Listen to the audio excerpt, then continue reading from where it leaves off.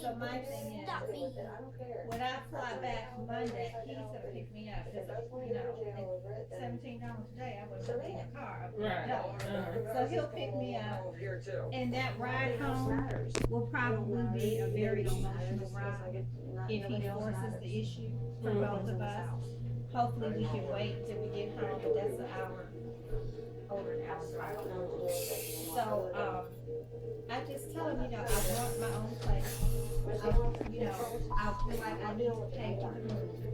And I wanted to have a conversation with you face to face, which is why I have not called you and text to let you know I'm okay. But I don't know if you're he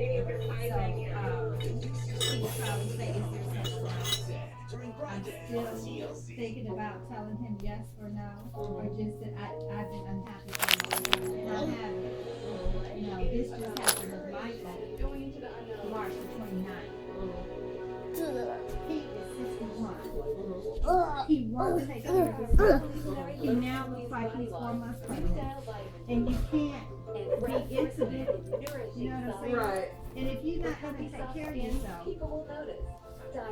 who am I to force it? I'm tired of getting in an argument. I'm tired of sleeping on the sofa because you got sleep apnea and you don't put your mask on. You know what I'm saying? And all these little things, they're adding up. And I look at Jay and me, and I look at that, and I'm like,